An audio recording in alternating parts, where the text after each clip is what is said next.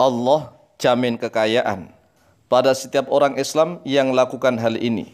Quran Surat An-Nur ayat yang ke-32 dan ke-33. Assalamualaikum warahmatullahi wabarakatuh. Bismillah walhamdulillah wassalatu wassalamu ala rasulillah Sayyidina wa maulana Muhammad ibn Abdillah wa ala alihi wa sahbihi wa mawalah wa la hawla wa la quwwata illa billah amma ba'd. Saudaraku kaum muslimin wal muslimat rahimakumullah, kita sebagai umat Islam, sebagai umatnya Nabi Muhammad sallallahu alaihi wasallam telah dimuliakan oleh Allah melebihi umat-umat yang lainnya. Di dalam Al-Quranul Karim banyak sekali ayat-ayat yang menjelaskan bagaimana setiap orang Islam itu menjadi orang yang kaya raya. Apalagi di dalam hadis-hadisnya Rasulullah sallallahu alaihi wasallam. Jadi sangat mengherankan apabila ada umat Islam, mohon maaf, yang hidupnya serba kesusahan. Susah ini, susah itu, tidak memiliki harta kekayaan. Ini kan sangat mengherankan. Berbeda dengan zaman para sahabat. Zaman para sahabat Nabi itu semuanya kaya raya. Semuanya kaya raya. Loh, katanya ada yang miskin. Hanya saja mereka tidak mau harta kekayaan. Umat Islam pada zaman Nabi Muhammad SAW itu hartanya melimpah ruah. Setiap perang selalu menang. Coba bayangkan. Perang melawan negara, antar negara, mendapatkan ghanimah yang begitu melimpah ruah. Namanya ghanimah itu ada tanah, ada rumah, ada ternak, ada perhiasan, ada uang dan macam-macam melimpah ruah. Ghanimah dibagi kepada para sahabat, tetapi para sahabat itu jarang yang mau begitu. Artinya jarang yang mau memelihara uang. Contohnya sendiri Rasulullah SAW. Rasulullah itu kalau mendapatkan ghanimah, harta rampasan perang itu, kalau seandainya dikumpulkan hartanya orang 2 kampung, 3 kampung, itu nggak muat. Nggak muat hartanya. Hanya saja setelah Rasulullah SAW menerima harta itu langsung dibagi-bagi untuk fakir miskin yang ada di seluruh negaranya. Demikian pula para sahabat seperti Abu Hurairah misalnya. Abu Hurairah ini kan terkenal tidak punya apa-apa. Itu jangan dipikir bahwa Abu Hurairah itu betul-betul nggak punya. Setiap kali perang, para sahabat itu memberikan bagian kepada Abu Hurairah sangat banyak sekali. Bahkan pernah dombanya itu, domba saja, itu kalau seandainya dikumpulkan antar gunung ke gunung, coba bayangkan. Lembah di antara 2 gunung isinya domba semuanya. Tetapi Abu Hurairah setelah menerima itu langsung dibagi-bagikan kepada fakir miskin. Lah, inilah yang berbeda. Berbeda antara umat Islam pada zaman sahabat Nabi, para tabi'in dengan umat Islam zaman sekarang.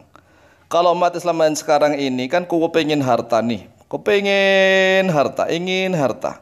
Tetapi aneh tidak mau mendekatkan diri kepada Allah, tidak mau menjalankan perintah Allah, tidak menjauhi larangan-larangan Allah. Maka hanya kepingin saja, hidupnya akan susah.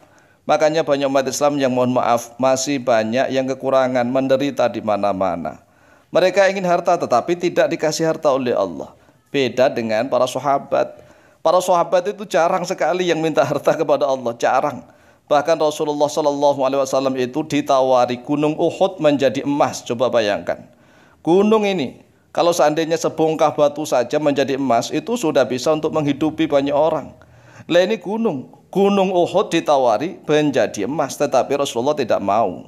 Itulah bedanya orang Islam pada zaman sahabat. Orang sahabat itu semuanya kaya raya, tetapi mereka tidak hubbud dunya, tidak cinta duniawi, sehingga mereka rata-rata setelah memiliki harta itu dibagi-bagi. Hati mereka tidak mau ta'alluq, tidak mau digantung dengan harta.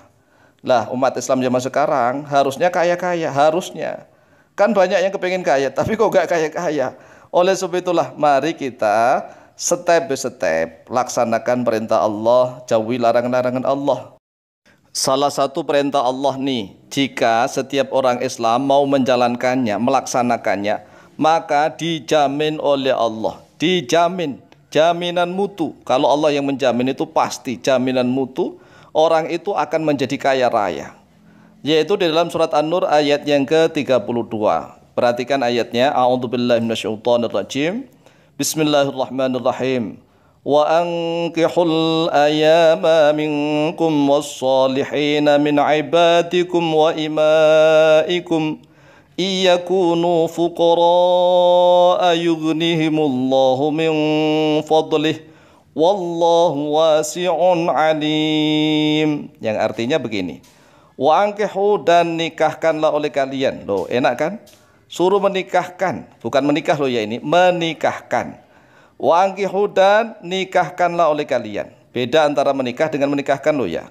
Si fulan menikahi fulan berarti dia menikah. Tapi kalau si fulan menikahkan si fulan dengan si fulan berarti dia itu menikahkan orang lain. Jadi lakukanlah apabila nih ada jomblo-jomblo, ada duda, ada janda. Kalau memang kita bisa, usahakan kita carikan jodoh. Kita ikut andil untuk mencarikan jodoh. Termasuk nih orang tua. Kadang-kadang ini anak-anak di zaman akhir tidak paham. Yang minta dinikahkan itu anak ingin dinikahkan oleh orang tuanya. Tapi tatkala orang tuanya menjanda atau menjadi duda, anaknya kadang-kadang sewot. Seharusnya itu kewajiban anak menikahkan orang tua. Sekali lagi, kewajiban anak menikahkan orang tua.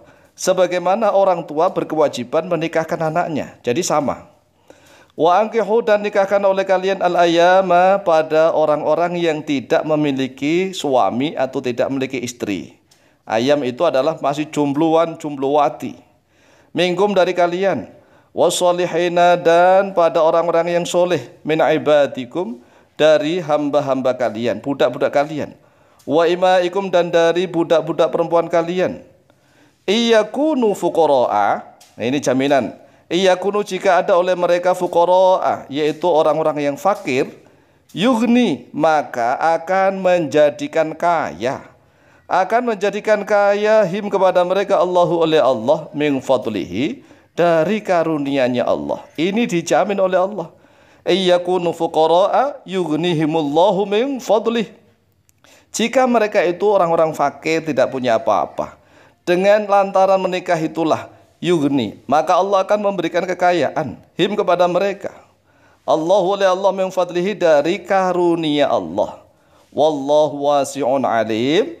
Wallahu, bermula Allah, wasi'un, yaitu yang maha luas, alimun, lagi yang maha mengetahui. Kemudian ayat selanjutnya yaitu tentang jaminan Allah kepada para jombloan dan jomblowati. Wal yasta'fifil ladzina la yajiduna nikahan hatta yughnihumullahu min fadlih. Wal yasta'fif, dan hendaklah menjaga kehormatan, menjaga kesucian. Alladzina, oleh orang-orang yang la yajiduna, belum mendapati oleh mereka alladzina nikahan, pada modal untuk menikah. Hatta yughnihim, sehingga memberikan kekayaan him, kepada mereka, Allahu, oleh Allah, min fadlih, dari karunia-Nya Allah azza wa jalla.